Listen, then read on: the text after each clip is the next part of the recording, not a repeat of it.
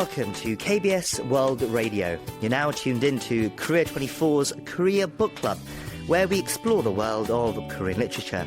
This is our weekend replay edition, playing back our book segment from Wednesday's show. We hope you enjoy it. I'm your host, Kwon Jang-woo. Joining me this week is our literary critic Barry Welsh with another work for us to explore. Barry, hello. It's great to see you. Yes, hello. Great to be back. Okay, so what book are you introducing to our listeners today?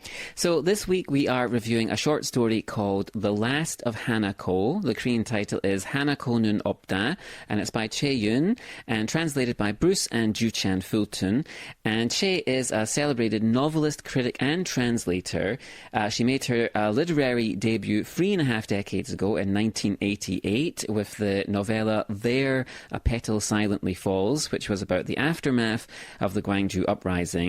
And we actually reviewed that story several months ago, and it's a very powerful, searing story about the sort of psychological trauma and scars.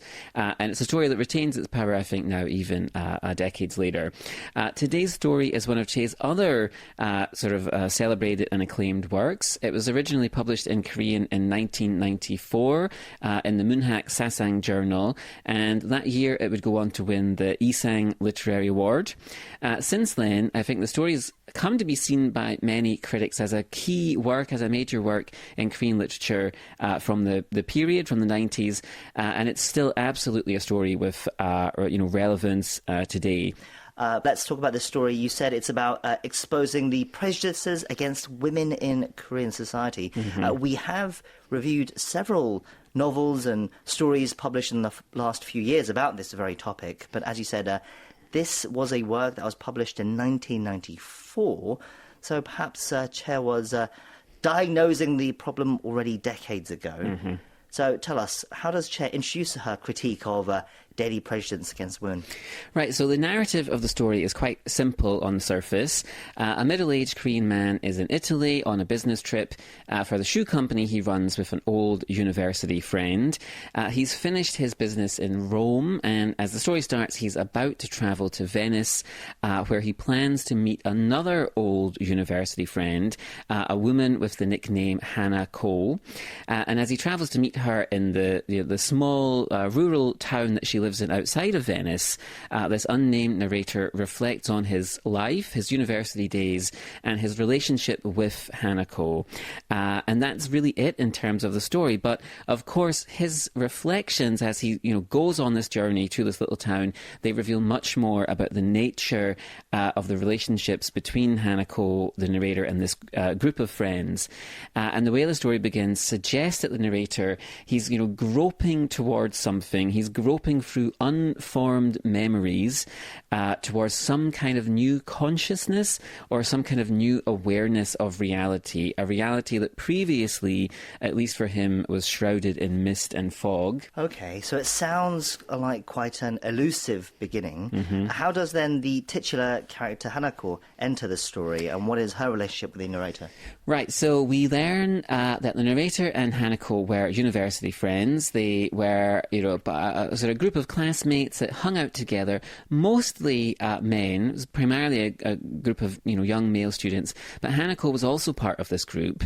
And we learn quite early in the story that many of these the men in this in this friendship group, they seem to be obsessed with her now, even as they're in their middle age. But at the same time, the memories reveal that they don't actually know that much about her as a person. And so we also learn that something happened between the group and Hanako, and whatever this event was, it's a source of shame. The narrator describes it as a small mistake that hid many truths that had arisen in drunkenness that no one wanted to admit or even retrace thoroughly. We all have a secret person we can't deal with comfortably without a nickname, and for them that person was Hanako. Yes, well, it's still murky, but hints of something darker there. What can you tell us about this incident without perhaps giving too much away? Right, yes. So the nature of this event and what it signifies are at the heart of the story. So we won't go into it. But, before this event is revealed, we learn that Hanako's relationship with this group of young men, it's a very one-sided friendship. So she answers their calls, she attends their hangout sessions, their drinking sessions, and so on. She listens to their problems and complaints, at the drop of a hat almost, and even listens to their deepest secrets, their darkest secrets perhaps that nobody else would listen to. But at the same time, she's a blank to these men. They don't really know her at all. And the narrator says, for some reason, her lifestyle never stimulated their curiosity. They just don't think of her beyond their own relationship with her. And so sort of Che's asking, or sort of suggesting to us, what can we make of this seemingly very one-sided relationship? And then what was this shameful event? And why is this narrator seeking out Hanako now as he's, much older? Sure. Again, we won't spoil anything because it is an important part of the story. But Barry, can you give us your final analysis? What is Che saying about the nature of friendship between men and women in this story?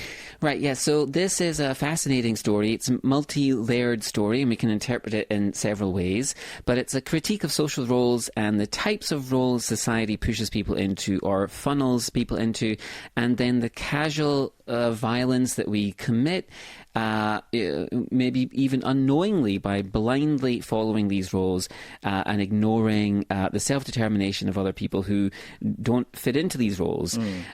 So this group of men, they're haunted by their mistreatment of Hanako, and as they've entered their middle years, they've found themselves unfulfilled with their families, their careers, their lives in general. They're jaded and disappointed and bitter, and they can't seem but help be drawn to their memories of Hanako. Why is this? Why are their lives so unfilling and they keep coming back to this person? And on the one hand, Che does give us this critique of the casual sexism and misogyny, which we can see in their treatment of Hanako. But Hanako, we learn, is not a victim. Indeed, the story's conclusion reveals that she's the only one among this group of friends leading anything that looks like a fulfilling life, romantically or professionally. And so while there are, feminist readings and queer readings of the story, and they're right there for the picking, Che's story goes beyond these readings as well, just to critique traditional family structure and social roles for men and women in general.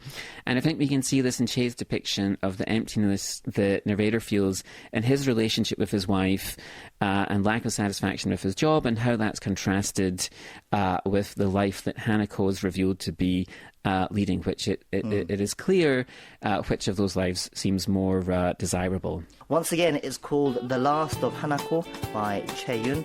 That's all for our book club this week. Barry, thank you as always for bringing us this new work, and we'll see you again next time. Okay, take care.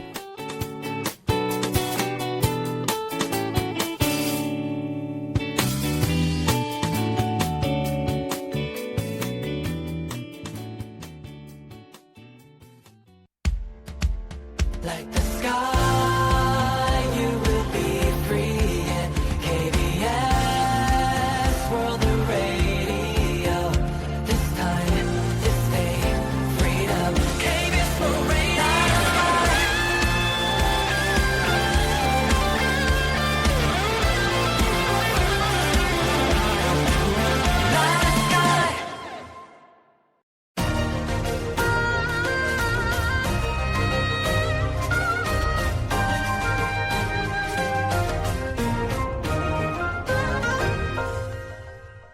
KBS World Radio.